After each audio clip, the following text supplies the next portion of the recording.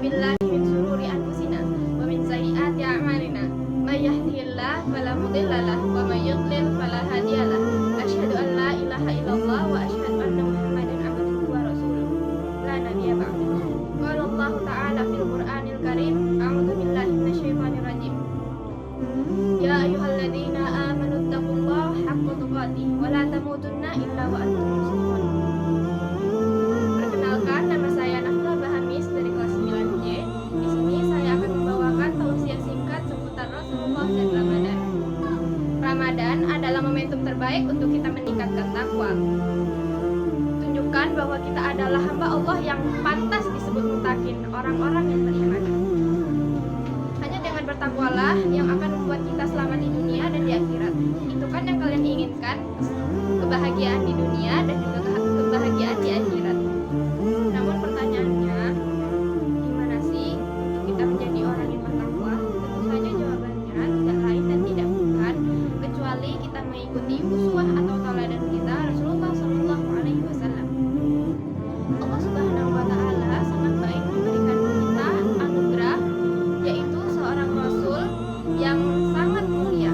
Memohon ampunan untuk beliau. Innallaha wa malaikatahu yusholluna 'alan nabi. Ya ayyuhalladzina amanu shallu 'alaihi wa sallimu taslima. Sesungguhnya Allah dan para malaikat bersolawat kepada Nabi.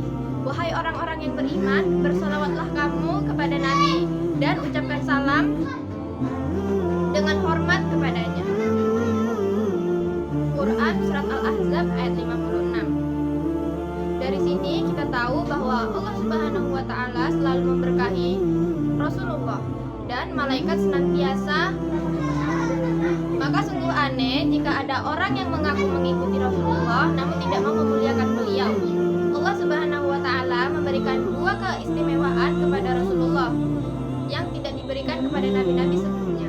Keistimewaan yang pertama yaitu adalah agama Islam yang bersifat universal, artinya berlaku untuk semua umat manusia tanpa terkecuali. Allah Subhanahu wa Ta'ala berfirman, "Wa ma arsalnaka lin-nasi kafatan basyira wa nadhira walakinna aktsaran nasi la ya'lamun." Dan kami tidak mengutus engkau Muhammad melainkan kepada semua umat manusia sebagai pembawa berita gembira dan sebagai pemberi peringatan, tetapi kebanyakan manusia tidak mengetahuinya.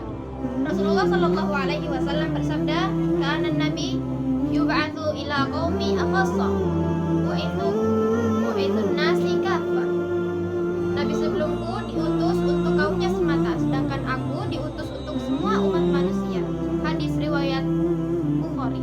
Inilah mengapa segenap manusia wajib mengimani kenabiannya dan memeluk agama Islam dan meninggalkan agama mereka. Demi zat jiwa Muhammad yang ada di tangannya selain dari umat ini, baik Yahudi maupun Nasrani, tidak mengimani apa saja yang dengan itulah aku diutus kecuali penghuni neraka. Keistimewaan yang kedua yaitu Rasul Risalah yang mengandung rahmat untuk alam semesta. Allah Subhanahu wa Ta'ala berfirman, "Wa ma arsalnaka illa rahmatan lil alamin." Tidakkah kami mengutus kamu Muhammad melainkan untuk menjadi rahmat bagi alam semesta? Imam Tabari menjelaskan tentang ayat ini bahwa rahmat ini berlaku tidak saja untuk umat mukmin, namun untuk seluruh umat manusia. Tidak ada pilihan bagi orang yang beriman kecuali mencintai beliau dalam dua hal, yaitu kepribadian dan risalahnya yang dibawa. Karena itu kesempurnaan orang muslim bisa diraih dengan menundukkan hawa nafsunya pada syariat. La yu'minu ahadukum hatta yakuna hawahu taba'an bima ji'tum bih.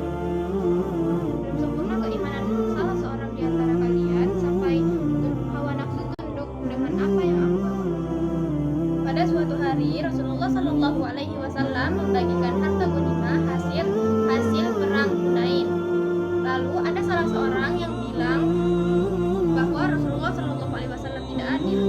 Lalu orang itu berkata, "Berbuat adillah engkau wahai Muhammad, jika tidak, bertakwalah engkau wahai Muhammad." Lalu Rasulullah Shallallahu Alaihi Wasallam berkata kepada orang itu, "Celakalah kamu, siapa yang akan berbuat adil jika aku tidak berbuat adil?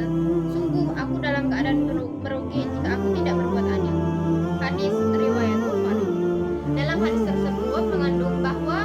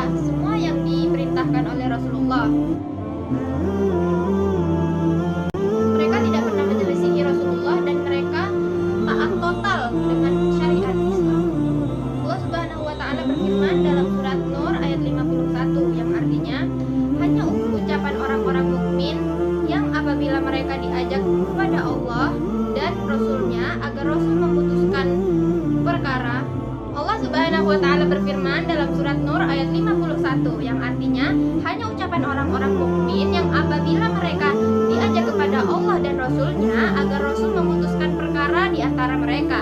Mereka berkata, kami mendengar dan kami taat. Dan mereka itulah orang-orang yang beruntung. Itulah sikap seorang muslim sejati.